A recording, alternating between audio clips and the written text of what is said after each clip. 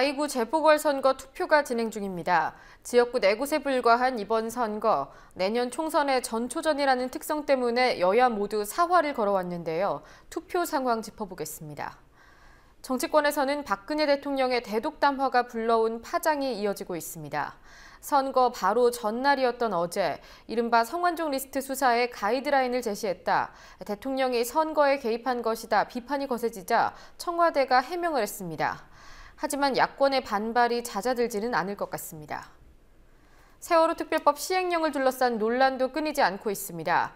야권과 시민사회의 반발 끝에 해양수산부가 특별법 시행령 수정안을 발표했지만 세월호 참사 특조위, 유가족은 근본적으로 바뀐 게 없다고 말합니다.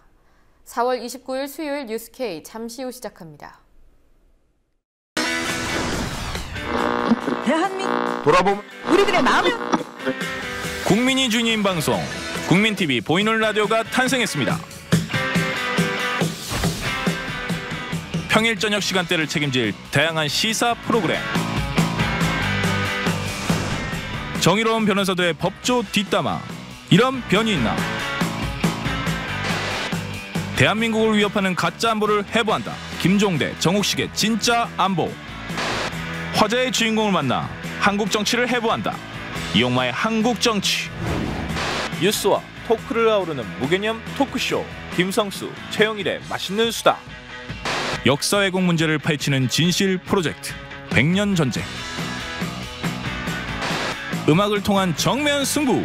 신개념 뮤직 토크 DD쇼. 시청자의 눈과 귀를 사로잡는 강제 소환 방송. 고퀄리티 보이는 라디오가 여러분을 찾아갑니다. 4월 6일 오후 6시 본방사수. 국민들 모두 보라.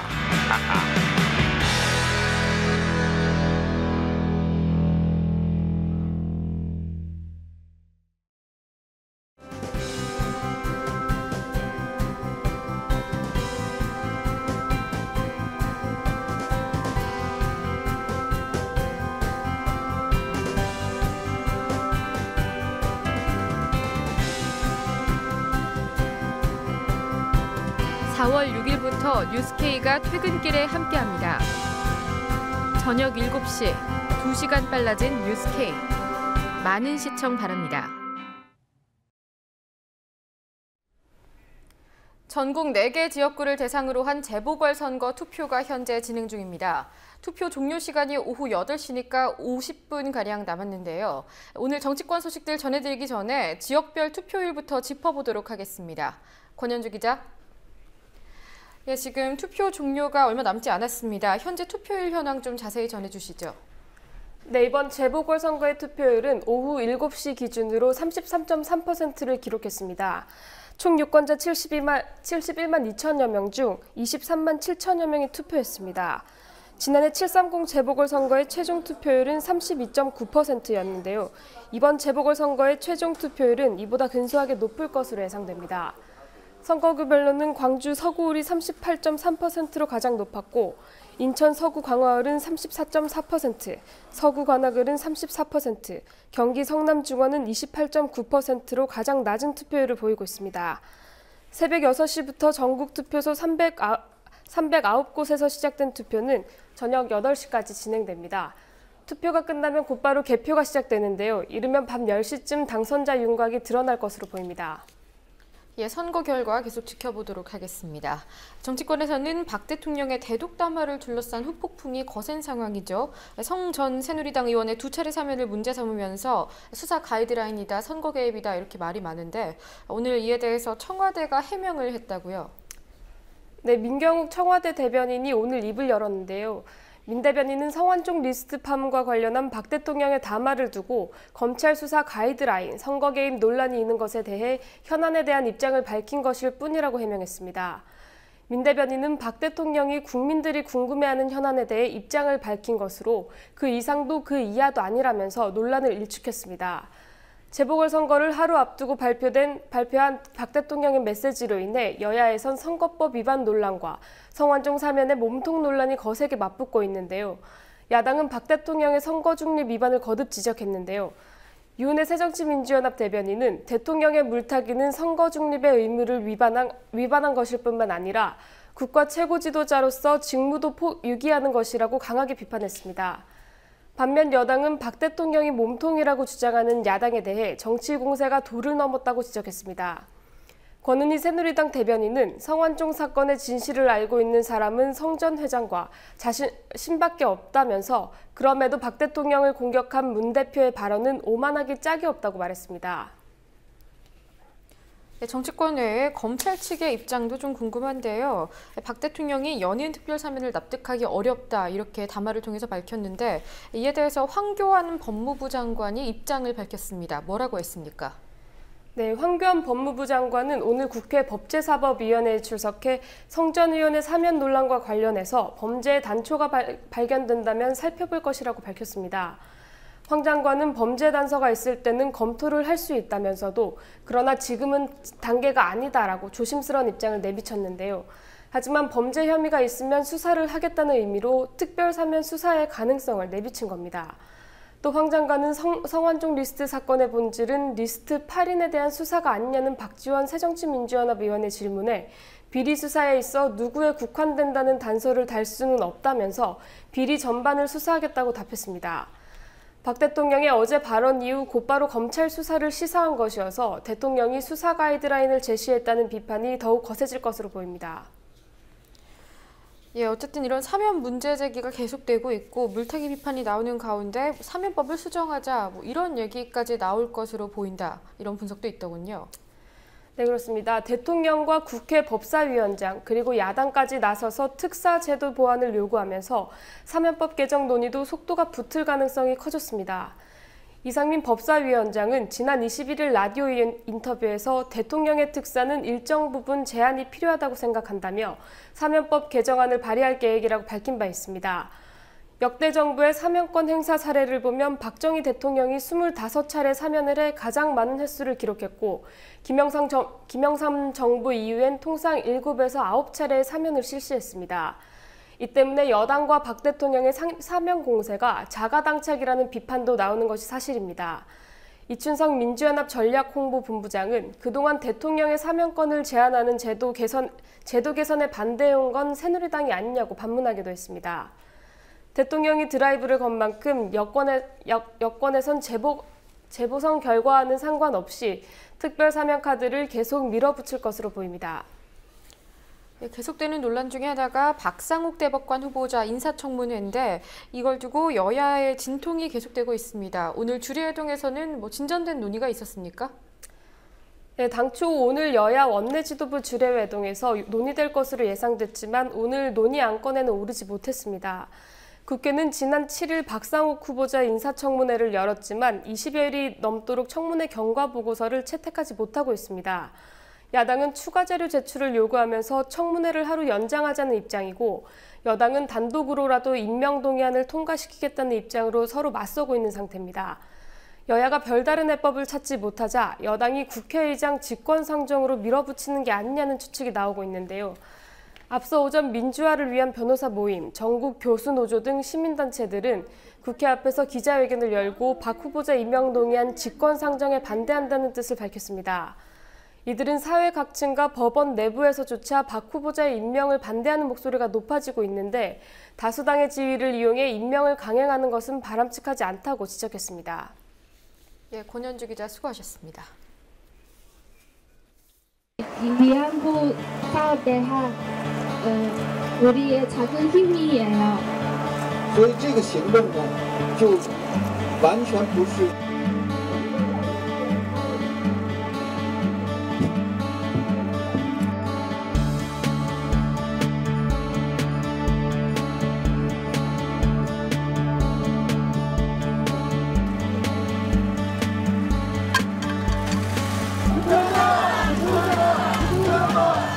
지금 미국과 일본이 보이고 있는 이러한 행태들은 전쟁을 특종하고 전 세계 평화를 위협하고 있는 행위이지 세계 평화를 위한 파트너십이 절대로 아닙니다. 그럼에도 불구하고 이용수 할머니와 또 여기 계신 할머님들이 세계를 돌면서 세계 평화를 이야기하고 전쟁 범죄를 규탄하는 활동들을 해나가고 계신데 그리고 한국 정부도 할머님들이 노구의 몸을 끌고 그곳까지 가서 스스로 규탄하게 하는 것이 아니라 제대로 된 대응과 방침으로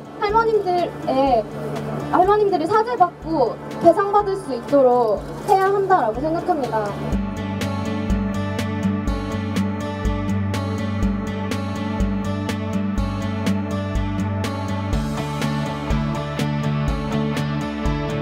아베가 피해자, 증인이 살아있을 때 위안부 문제에 대해서 책임을 지라고 하는 목소리들이 퍼져나가고 있어요. 우리 이용수 할머니 88세세요. 우리 김복동 할머니 90세세요. 88세, 90세 할머니들이 진짜 길거리에 뛰어다니고 있는데요. 한국 정부 지금 못하고 있죠? 한국 사회는 뭘 하고 있나요? 지금부터 여러분들이 한국의 여론을 만들어내는 여론 메이커들이 되어주시면 고맙겠습니다.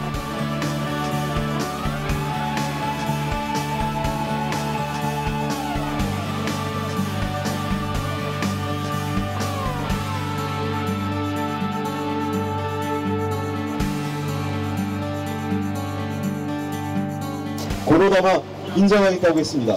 고노다마의 내용을 알고 있습니까? 고노다마의 내용은 일본 정부와 일본군이 강제로 위안부를 동원했다는 것은 일본 정부가 인정한 것입니다. 법적 배상과 책임을 회피하는 것은 고노다마를 인정하지 않는 것입니다. 더 이상 과거 역사와 그 다음에 동아시아 평화 미래를 일본 정부 그리고 나아가서 미국 정부는 외면해서는 안 됩니다. 또 더 이상 무능하고 무책임하게 한국 정부는 방관해서 안 될 것으로 생각합니다.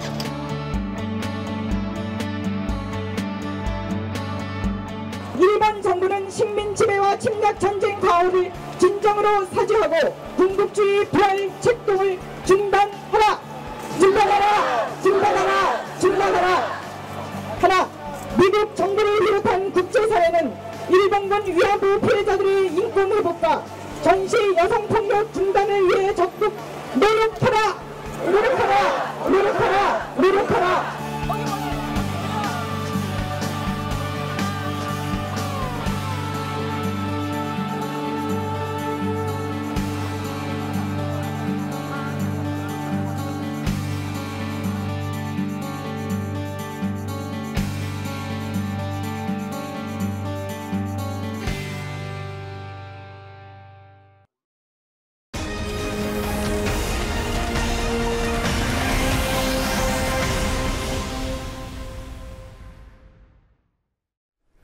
세월호 특별법 시행령의 특조위를 무력화한다는 비판이 이어지자 정부가 시행령 수정안을 발표했습니다. 하지만 특조위 측은 말로만 수정안일 뿐 바뀐 게 없다고 주장합니다. 오늘 오후 발표된 세월호 특별법 시행령 수정안의 내용을 김종은 기자와 살펴보도록 하겠습니다. 안녕하십니까? 네, 해수부가 오늘 발표한 시행령안, 여기에 대해서 특조위 측이 어떤 입장을 밝혔습니까? 네, 세월호 특조위는 수용 불가 입장을 분명히 했습니다. 그러면서 해수부의 시행령 수정안 발표가 말장난에 불과하다고 강하게 비판했는데요. 관련 발언 직접 확인하시겠습니다. 오늘 시행령 수정안에 대해 불입을 하는 것 자체가 특조위가 유가족을 철저히 무시하는 것이며 시행령 문제의 원만한 해결을 지시한 대통령의 뜻을 거부하는 것입니다. 오늘 해수부 발표하는 수정된 것 없는 수정안입니다. 해수부의 수정안은 기존 특조위가 지적한 핵심적인 문제를 전혀 개선하지 못함으로써 시행령 문제를 전혀 해결하지 못하였습니다. 이는 네, 특조위는 이어서 3월 27일 입법 예고된 시행령안과 큰 틀에서 전혀 변화가 없고 단어 변경에 불과한 수준이라고 비판했습니다. 정부가 유가족들의 의견을 듣겠다며 시간만 끌었지 정작 아무것도 반영된 게 없다는 것이 세월호 특조위의 입장입니다. 예, 단어 변경에 불과한 수준이라고 했는데 구체적으로 어떤 내용이 논란이 있는지 좀 살펴볼까요? 네, 일단 가장 논란이 되는 부분이 기획조정실장 자리입니다. 진상규명과 안전사회 건설 대책, 피해자 점검 등을 각 부서의 실질적인 업무를 총괄하는 자리입니다. 지난 3월 정부가 발표한 시행령은 이 자리에 해수부 파견 공무원이 담당하기로 했습니다. 조사를 받아야 할 해수부 공무원이 조사를 총괄하고 기획 담당하는 자리를 맡은 격이라고 반발이 더욱 심했는데요. 오늘 정부가 발표한 내용에 따르면 유가족들의 의견을 반영을 하긴 했습니다. 역할은 그대로 둔 채 행정지원실장으로 이름만 바꾼 겁니다. 그러면서 해수부 공무원이 아닌 파견 공무원이 맡도록 했습니다. 이석태 위원장의 발언 직접 확인하시겠습니다. 해수부 수정안의 구체적 내용은 더욱 경악할 만합니다. 무엇보다도 기획조정실장직을 그대로 둔 채 대표적 독소 조항인 기획조정실장의 각 소위원회 업무에 대한 종합기획조정 권한을 단지 협의조정 권한으로 그 표현만 살짝 바꿨을 뿐입니다. 이것을 수정한 것이다 이렇게 얘기할 수 있겠습니까? 특조의 의견을 수렴한 것입니까? 여기서 그치지 않습니다. 해수부의 오늘 수정안에 따르면 특별조사위원회는 출범 시 90명으로 하되 시행령 개정을 통해서 확대 가능토록 한 규정을 시행령 시행 6개월 뒤에 개정 없이 120명으로 확대하도록 바꿨습니다. 그나마 민간인과 파견 공무원 비율을 원안인 43대 42명에서 49대 36명으로 고쳤습니다. 논란이 된 해수부와 안전처의 파견 공무원 비율도 9명, 8명에서 각각 4명으로 줄였습니다. 하지만 특조위에서 강력하게 요구한 진상규명, 안전사회, 지원소위원장에게 각각의 국을 지휘감독하는 권한을 주자는 요구는 받아들여지지 않았습니다. 이에 농성 중인 권영빈 진상규명소위위원장은 정부가 기획조정실장을 통해 특조위 모든 활동을 들여다보고 관여하겠다는 의사를 명백히 한 것이라고 설명했습니다. 결국 가장 우려했던 특조위의 독립성과 진상규명을 위한 전제 조건들이 모두 제한됐다고 볼 수 있습니다. 오늘 정부의 시행령 수정안 발표가 있기 전에 문재인 민주연합 대표가 광화문 농성장을 찾았다고 하더군요. 이석태 위원장을 만났다고요? 네, 문재인 민주연합 대표가 오늘 오전 세월호 특조위원들이 농성을 하고 있는 것을 깜짝 방문했습니다. 이 자리에서 문재인 대표는 이석태 위원장을 만나서 기존 시행령을 폐기하고 원래의 안을 정부가 받아들이면 다 해결되는 문제인데 정부가 왜 이렇게 인색한 것이냐고 말했습니다. 그러면서 특별법으로 만들어진 특조위의 위원장이 광화문에서 농성하는데 해양수산부에서 어떻게 아무런 반응도 하지 않느냐며 어떻게 이럴 수 있냐고 정부의 행태를 비판했습니다. 이에 대해 이석태 위원장은 이 자리에 나온 것은 사실상 대통령에게 면담을 요청하기 위한 것인데 문재인 대표가 이렇게 방문해 주시니 더 적극적으로 시행령 폐기를 요구하겠다고 답했습니다. 일단 모양새는 특조위의 농성활동에 제1야당이 공식적으로 힘을 보탰다고 할 수 있습니다. 오후에는 시민단체들이 대통령에게 보내는 통첩을 발표했다고 하더군요. 네, 비가 오는 가운데 오늘 오후 참여연대 등 313개 단체가 공동성명을 냈습니다. 대통령에게 보내는 통첩문을 발표했는데요. 고 유해은 양의 아버지 유경근 4.16 가족협의회 집행위원장의 발언 직접 확인하시겠습니다. 한마디로 너무나 아나무인격의 말장난에 불과한 이러한 의견 수렴, 아니 그렇게 저희 가족들과 특별조사위원회의 의견을 적극적으로 수렴하고 반영하겠다고 거의 3차례나 그 차관회의에 올릴 것을 미뤄가면서까지 시간을 끌어왔는데 그 시간 동안 단 한 번도 저희들의 의견을 수렴을 한 적이 없습니다. 그러기 위한 어떠한 절차나 과정이나 자리도 마련이 된 적이 없고 어떠한 이야기도 들은 적이 없습니다. 그러면서 매번 언론에는 유가족들과 시민단체들은 이어서 내일 정부 서울청사에서 열리는 차관회의에 시행령 수정안 상정 여부를 직접 확인하기 위해 간다는 뜻을 밝혔습니다. 일종의 압박 효과를 노린 것이라 볼 수 있는데요. 관련 영상 직접 확인하시겠습니다. 저희는 차관회의 가족과 함께 차관회의를 막기 위한 행동들 내일 하겠습니다. 그리고 예고했던 것처럼 5월 1일, 2일 1박 2일 노동자들과 함께 대통령을 향해서 청와대를 향해서 저희 요구를 분명하게 전하고자 합니다. 응답을 밤새지 들으러 청와대로 가겠습니다. 그 뒤에도 여기에 대한 응답이 기다리는 응답이 없을 시에 계속적인 투쟁을 할 수밖에 없음을 분명하게 말씀드립니다. 오늘 오전에는 세월호 참사 희생자 학부모 9명이 경찰서에서 조사를 받았다고 하더군요. 이유가 뭡니까? 네, 오늘 오전 세월호 참사 단원고 희생자 학부모 9명이 안산 단원경찰서에서 조사를 받았습니다.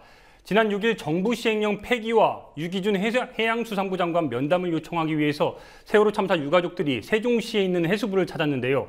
경찰은 이 과정에서 유가족들이 경찰에게 폭력을 행사했다고 본 겁니다. 하지만 당시 유가족들은 유기준 장관과의 면담에 앞서 청사 화장실을 쓰겠다고 했습니다.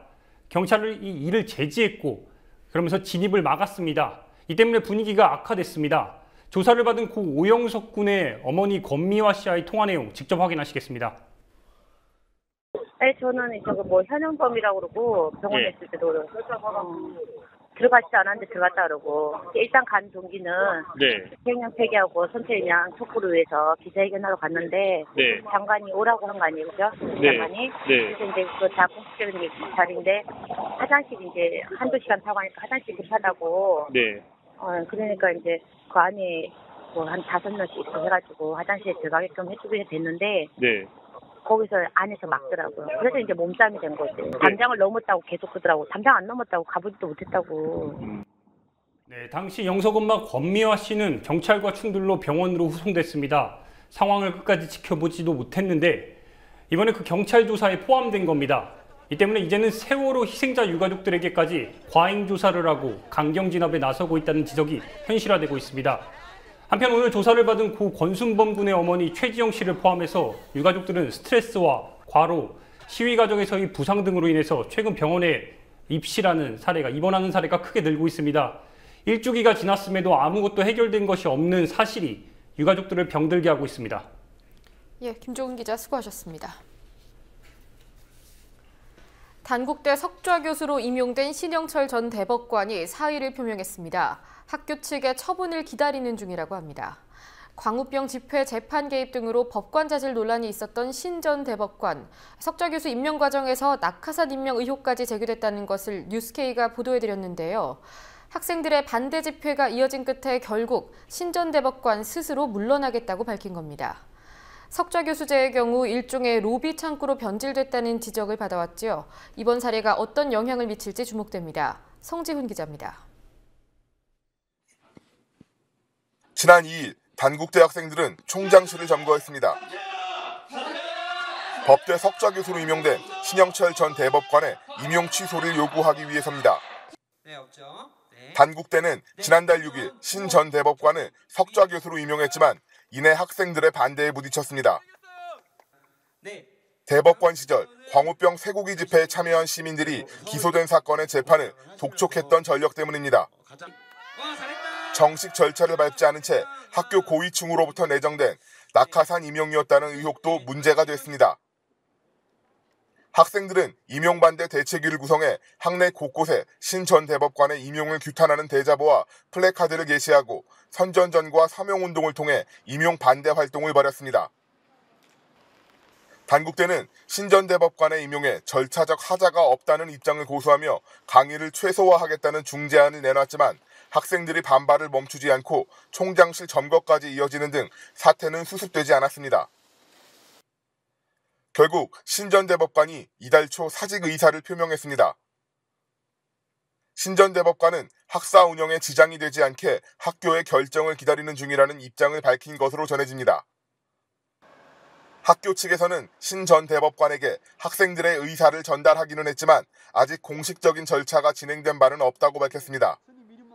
그때 그런 일들이 있었다는 것들을 말씀드렸을 거예요. 아마 법대 측에서 이런저런 얘기가 있었다는 것들은 아마 신영철 대법관님이 알고 계실 거예요. 그때 아마 말씀드린 것 같고 그 이후로 뭐 저희 대학 쪽으로 그러면 우리가 내가 사퇴 이런 말은 하신 적은 없어요. 저희 쪽으로 접수된 건 없고 실제로 그걸 가지고 사직서를 제출한 이런 것도 없고요. 학생들은 신 전 대법관뿐 아니라 같은 시기에 임용된 김옥란 꼭두박물관장의 임용도 취소해야 한다고 주장해왔습니다. 김 관장은 학사 학위 위조가 밝혀져 지난 2007년 단국대 교수직에서 자진 사퇴했지만 이에 대한 해명 없이 올해 다시 교수로 임용됐습니다. 이번 단국대의 임용 파문으로 석좌 교수 제도에 대한 문제 제기가 다시 대두됐습니다. 배재정 새정치민주연합 의원이 전국 국공립대 29개 학교가 제출한 자료를 분석한 결과 이들 대학에 있는 석좌 교수 3명 중 1명은 학문적 업적과 거리가 먼 정치인, 고위관료, 기업인, 언론인 출신입니다. 최근엔 건국대가 캐디 성추행 혐의로 물의를 빚은 박희태 전 국회의장을 석좌 교수로 위촉하려 했다 여론의 문매로 임용을 철회했습니다. 서울시립대는 최근 5년간 신규 임용한 초빙 교수 35명 중 절반이 서울시 간부 출신으로 서울시의 보은 인사 낙하산 창구라는 비판을 받기도 했습니다. 특히 초빙 교수 대부분이 연구 목적으로 학생들을 직접 가르치지 않으면서 월 400에서 600만 원 상당의 월급을 받아갑니다. 작년 하반기 임명됐던 기동민 전 서울시 정무부시장과 권오중 전 서울시 정무수석 비서관은 비판이 계속되자 임기를 각각 8개월과 10개월 남기고 사퇴하기도 했습니다. 국공립대가 교육이나 연구와 관계없는 퇴직 고위공직자나 공무원, 기업인, 정치인을 임용해 이들에게 교수 경력 쌓기 기회를 주고 이들을 활용해 대외 활동과 교원 확보율 등에서 이득을 취하고 있다는 지적이 이어집니다. 단국대도 신전대법관을 임용하면서 신전대법관이 석좌 교수로 있으면 로스쿨 유치를 위한 대외 협상력에 큰 도움이 될 것으로 기대했다는 이유를 밝힌 바 있습니다. 국민TV 뉴스 성지훈입니다. 우리나라 청소년 2명 중 1명은 우리 사회가 불안하다고 느끼는 것으로 조사됐습니다. 불안의 주요인으로 인재를 꼽은 학생들이 많았는데요. 지난해 세월호 참사 이후 사회 안전에 대한 청소년의 인식이 반영된 것으로 볼 수 있습니다. 강신혜 기자입니다.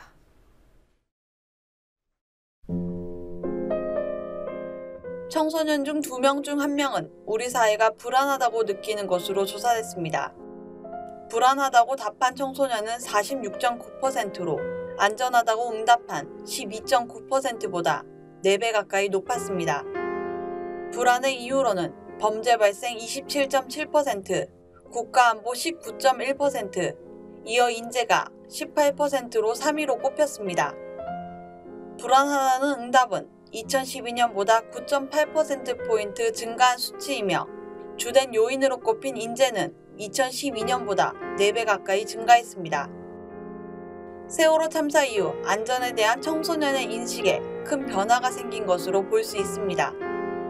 이 설문은 통계청이 세월호 참사 한 달 뒤인 지난해 5월 3만 7천 명을 대상으로 실시했습니다. 한편 우리나라 청소년 사망 원인 1위는 자살이었습니다. 최근 여성가족부와 통계청이 발표한 2015년 청소년 통계 결과를 보면 2013년도 기준 10만 명당 7.8명이 스스로 목숨을 끊었고 4.4명이 교통사고로 사망했으며 암으로 3.1명이 숨졌습니다. 청소년들은 가장 큰 고민으로 학업을 꼽았으며 직업, 외모 건강이 그 다음을 이었습니다. 또 초중고생 10명 중 7명은 사교육을 받는 것으로 조사됐습니다. 학생 1인당 월 평균 사교육비는 24만 2천 원이고 중학생은 27만 원, 고등학생은 26만 9천 원, 초등학생은 23만 원 순이었습니다. 한편 청소년의 절반 이상이 결혼 전 동거에 찬성하는 등 결혼 문화에 개방적인 것으로 나타났습니다. 남녀가 결혼을 하지 않아도 함께 살 수 있다는 응답이 56.8%, 외국인과 결혼해도 상관없다는 응답자는 74.2%였습니다. 결혼하지 않고도 자녀를 가질 수 있다는 응답은 26.4%로 조사됐습니다. 국민TV 뉴스 강신혜입니다.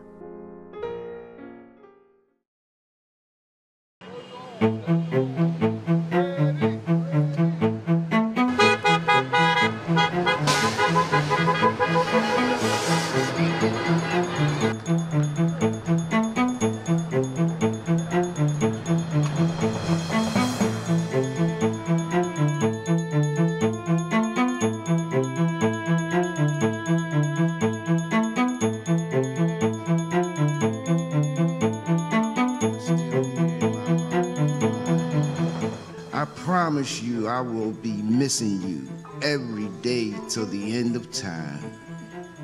But also I need to live, because through me you will live.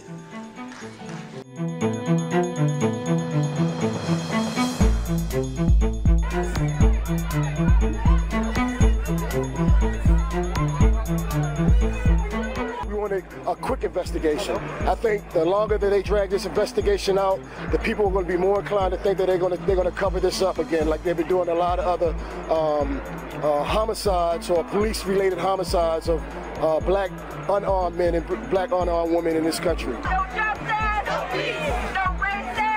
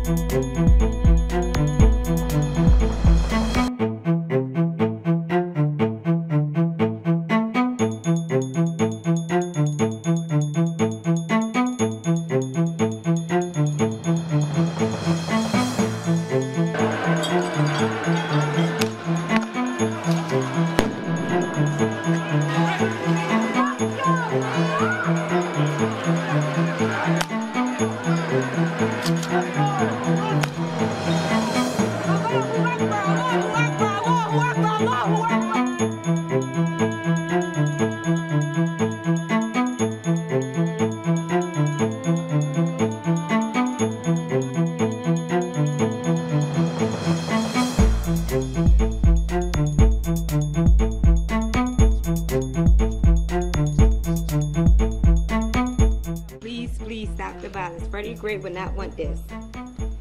Freddie's father and mother does not want no violence. Violence does not get justice.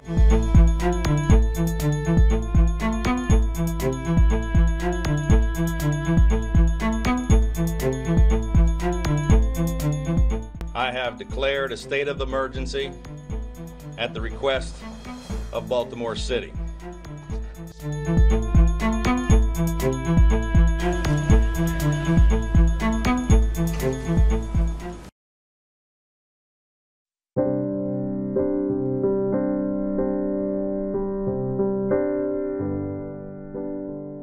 땅 위에 엎드려 흙을 일굴 수 있어 다행입니다. 나 먹을 것이나마 내 손으로 가꾸고 거둘 수 있어 다행입니다. 지혜로운 말씀에도 기댈 수 있지만 생각을 쉬는 노동에도 기대어 살 수 있습니다.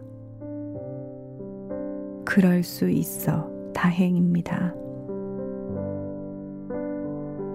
욕심 사나운 사람들과 엮여 살지 않아도 좋으니 그도 다행입니다. 쑥도 대숲에서는 곧게 자란다니 청대 같은 사람들과 내내 살아갈 수 있게 되기를. 그 행운은 내내 이어지기를.